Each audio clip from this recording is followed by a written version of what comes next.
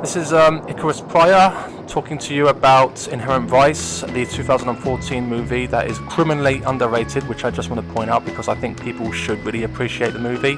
So I just want to make a quick analysis of why I think this movie is a slice or a stroke of pure genius by Paul Thomas Anderson and the writer the film is based on, Thomas Pynchon. Now, first of all, I am a huge film noir fan. In fact, I would say it is my favourite film genre for both desirable and personal reasons. To the anti-heroes of film noir or neo-noir are often private investigators. And in my opinion, my own superheroes, as much as I can regard them towards the cartoons I was watching when I was a kid. I find most of the central characters in noir highly relatable. They are social outcasts who get the job done while holding in their emotions, whether it ends badly, and often does. Or, well, you know, sometimes it can end well.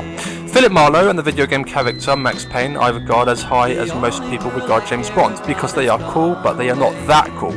They are smart, or at least street smart, alone but never lonely, rejected and every now and then lucky in a bleak, cynical, yet highly stylized neon lit and seductive urban setting. These things attract me greatly because it is cool, grand, yet intimate and dreamy. When one of your favourite directors, who made one of your favourite films, Boogie Nights, announces a neo-noir set in the 1970s about a stoner solving an impossible case in the vein of Fear and Loathing in Las Vegas and The Big Lebowski, my interest and excitement was grand. The result, as it always is with most of Paul Thomas Anderson's work, especially his most recent work, is one of mixed feelings that requires multiple viewings. Joaquin Phoenix plays Private Eye Doc Sportello, who is visited by his ex Shasta Faye Hepworth, played by Catherine Waterston, to investigate real estate big shot Mickey Wolfman, played briefly by Eric Roberts. And so begins one case after the next, after the next, after the next, after the next, in a haze of pot, neo-Nazis, Josh Brolin's best I have seen him as a detective, Bigfoot Bjornsson, a masculine right-wing egocentric bully. The rest of the supporting cast consists of Benicio del Toro, Owen Wilson, Reese Witherspoon, Jenna Malone, Martin Short, and so much more. The film is complex and incomprehensible, but then again, we begin to realise that maybe so that Doc is also as confused as we are, or maybe, just maybe, he is stoned throughout the entire movie, which is why we cannot comprehend, because we, as the audience, we are seeing his own perspective. And yet, the more you unpuzzle the mystery of Inherent Vice, the more you realise that in fact, Inherent Vice isn't that complicated after all. It's a dense plot, written by a reclusive, dense writer, Thomas Pynchon, and made with stylish integrity by Paul Thomas Anderson.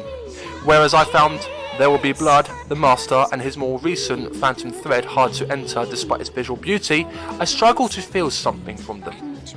But whereas Inherent Vice, on the other hand, has the more self-seriousness of those movies mellowed way down, and we are taken to a thrilling adventure of what is going on and what happens, and it's both as satisfying as well as it is entertaining if, and I mean this with a big if, you figure your way through the particular dialogue. Because the film will jump from one character to the next, and that previous one has got something to do with another plot, and that has a connection with the current plot in which its central character is currently talking to. And that's where the genius of Inherent Vice lies. Sometimes there are those films you liked them but can't figure out why you did, and then you see them again, because it forces you to. And every viewing gets better the more you pay attention to it. See, Paul Thomas Anderson's seventh feature also looks magnificent. It's the Looney Tunes meets literature into a rich, detailed and authentic 1970 during the paranoia of Charles Manson. Doc resembles a real-life cartoon character. He is the type to slip and fall on the ground thrown from a thrown banana with his long curly hair and unkept facial sideburns. It's SpongeBob meets Raymond Chandler, and that is what is truly original about this aspect we rarely see in cinema these days. So, if you are one of those who walked away from the film, my advice is relax, eat something, and watch it again, paying stronger attention this time. You may uncover new things within its themes and plots throughout its context. And hell, watch it stoned. It might be better or a more stressful experience, as much as Doc is. A criminally underrated gem.